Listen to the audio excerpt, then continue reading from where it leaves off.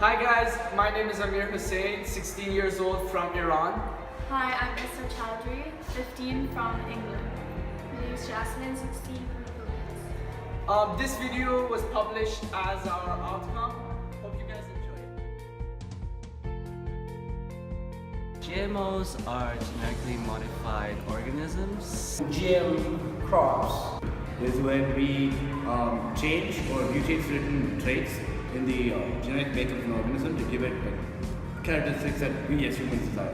So genetically means that there is engineering at the process of creating plants which are modified on the level of changing certain, for example, resistance to diseases, to pests, but also they can change genes, either putting or taking away certain genes which are causing certain problems.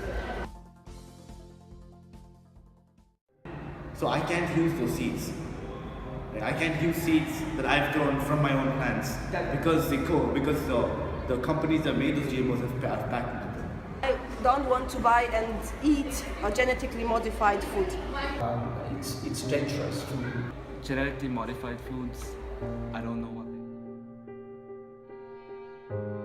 My name's Ian.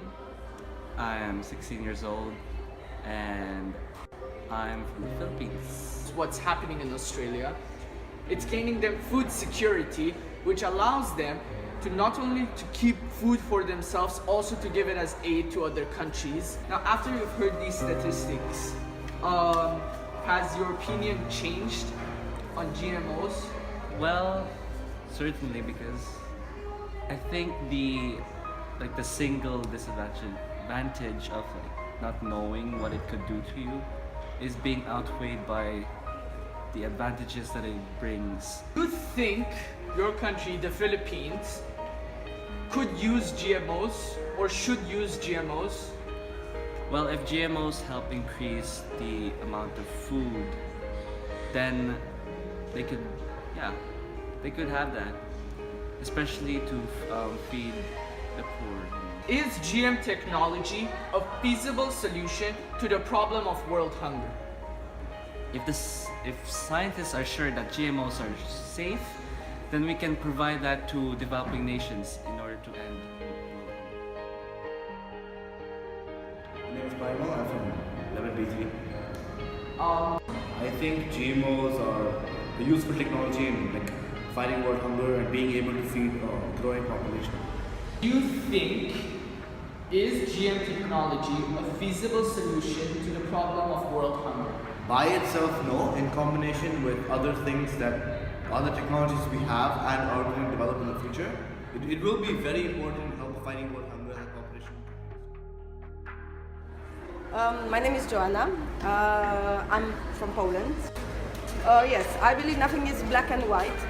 We are in the process of researches, and I believe it should be supported. Further researches on this matter, but I believe it is too early to introduce it to mass, to the market, to the population. So from my perspective, I would say the disadvantages and lack of proof that during certain longer time there are no side effects. We are not at a stage of being really sure that it cannot cause any side effects. So right now, I would say that disadvantages are strong. I mean, there are more disadvantages than advantages to introduce it to the market and promote genetically modified food. Okay, my name is Ernest and I come from Kenya. On view, I feel that it's something which countries should embrace, and personally I feel that it will help the poor. I have a strong belief that GM technology is a feasible solution.